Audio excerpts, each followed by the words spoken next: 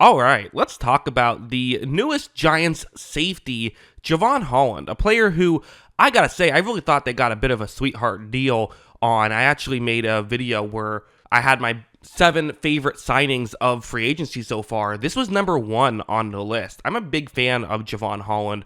I will say, a lot of the stuff you see him do is maybe things that don't show up on highlight reels for kind of the logical reason of he's a safety. He's not even on the field for the majority of, not even on the screen for the majority of plays, right? Because they crop it before we see what he's doing. But this play is a good example of what he can do, where it's going to be a cover 3 zone. So he's the guy who I've circled in white who's going to be covering the white circle over the middle of the field. You see that there is a receiver running a deep route kind of further towards the top of the screen.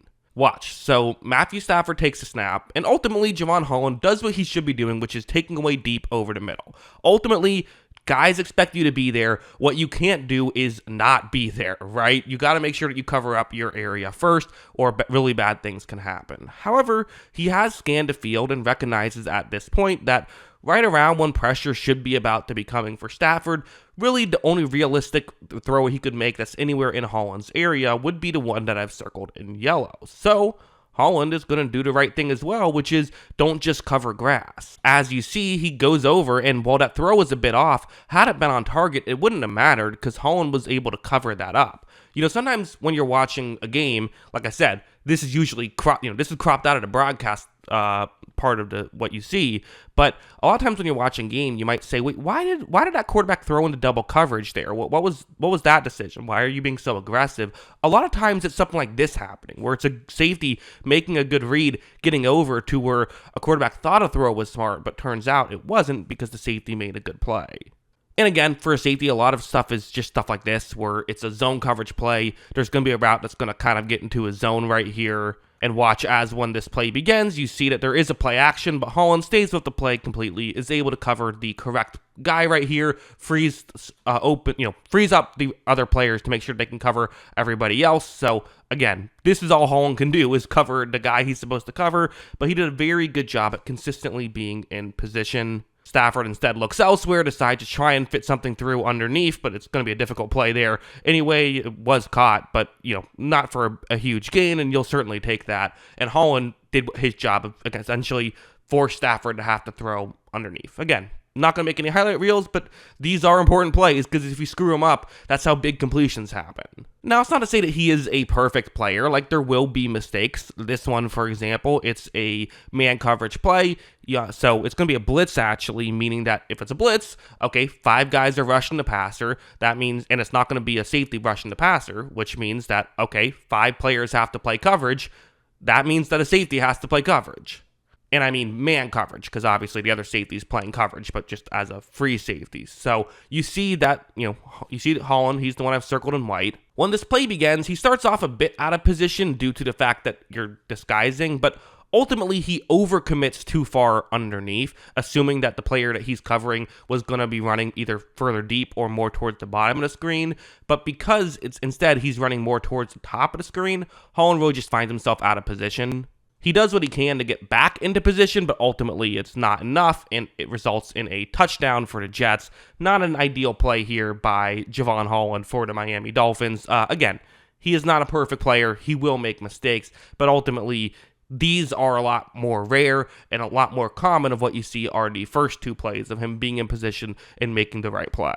We can also talk about run defense for a bit. And listen, I don't think you go out and you sign a guy like Jevon Holland for his run defense, but he is a run defender. He is someone who will, try in these areas and will succeed in these areas. Like this play, he's playing pure run defense. That's the goal line situation. They're expecting a handoff here. First, you see he actually helped get his defensive lineman in position a little bit before moving over to here. You can see that there is a running lane right near where he is. Let's just be honest. There are safeties who might take a business decision here. That's not what Holland is going to do.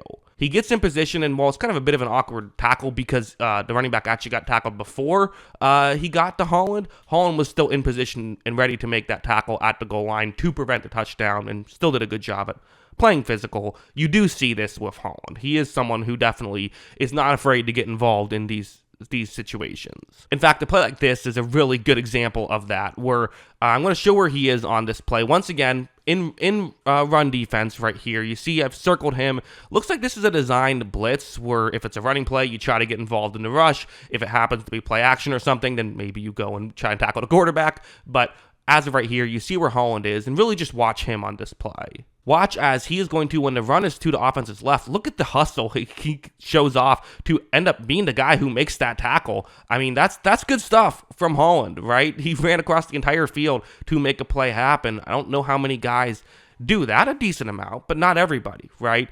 And these are the things you like to see from him, as he can consistently cover guys down the field, but he also will do the dirty stuff, will do the little things, and I think that's why, personally, I was a little surprised he didn't get more money. Ultimately, listen, I think that just safeties in general are often the most disrespected position in football. Maybe them and offensive linemen, because at least safeties you can get like an interception, which can be a big play, or you can get a sack. You have opportunities for big plays. But really, for safeties, I think their real value doesn't necessarily come in on getting a big play, but it's often about making a lot of little plays. And I think that's what Holland can bring to the Giants. And quite frankly, they just need players who can start doing that. Because I've watched too much rough Giants tape where you just have way too many players on the field kind of not know what they're doing. Having guys who are going to be in position, who are going to constantly be able to make the right play, that's just going to help out the secondary a lot. Him and Paulson Adebo should be able to really improve.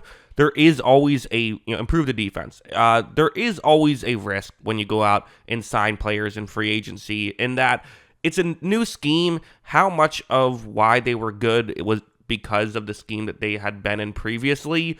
Well, at least for Jevon Holland, I mean, he's played in several different schemes already, because the Dolphins seemingly have a new defensive coordinator every year, because they had Vic Fangio for that 1 year, and then they moved off of him for another guy. So, Holland's played in several different schemes already.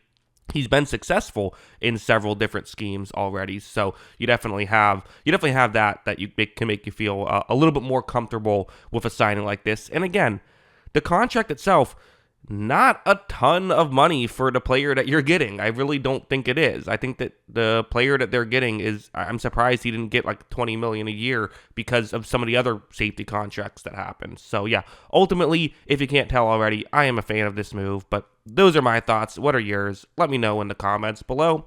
Always love hearing from you. And of course, as always, thanks for watching.